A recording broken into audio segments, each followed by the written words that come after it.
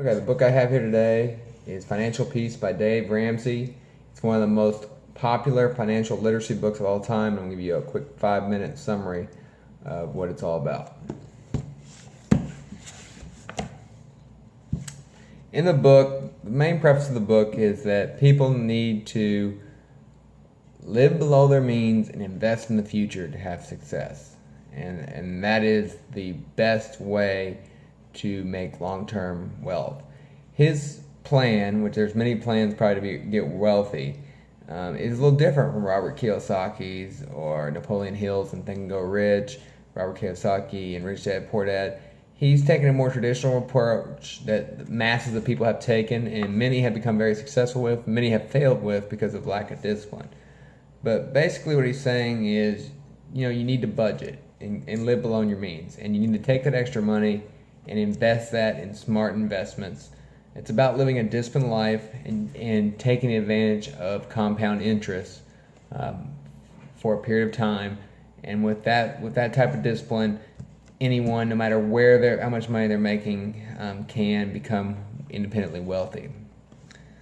He talks about avoiding stuff out. You don't have to have the best of everything, showy stuff. He says a lot is for the ego. It's not for anything other than that. And he talks about always being generous, giving money away to worthy causes. He talks about you should work in a career that you enjoy, you have a passion for, and you're gifted for. He talks about how rich people actually live substantially below their means, and they only buy nice things because they have such a surplus of money, and that it's a lot of the middle class and poor that live way above their means and use credit cards and loans to buy things they really don't need. Credit card debt, he said, is the worst. Debt has compounding interest working against you, and that makes you pay far more than you need to for things. Some of the worst things are like car debt.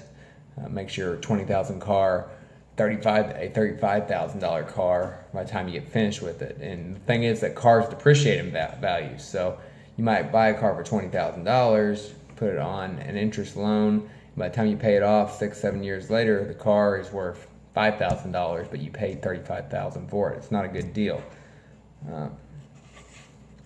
He says, with investing, keep it simple. Invest in mutual funds. Try to invest in mutual funds with tax advantage, Roth IRAs or traditional IRAs. You want to not give your money to the government when you don't have to. You want to let the money grow interest-free when you can.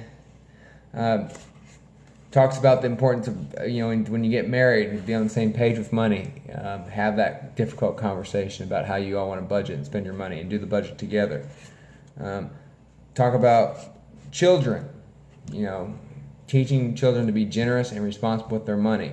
Do not allow children to waste their money. Make them save their money. Teach children to give money away and be generous. Those are all good ideas, I think. Family and friends, he advises against lending money to family or friends. That usually causes more problems than it's worth. I think probably many of us know that. And he talks about, making sure your priorities in your life are your priorities each and every day. And he talks about getting started. You need to get started with small steps, like making a budget, like just your first month, living below your means. If that's $100, saving $100, putting that in a mutual fund, So he really he goes down into some of the details as well. He tells you how to deal with credit card companies, how to consolidate debt, how to get creditors off your back. So it goes a lot of the details. Same for college. About anything you can think of is in this book.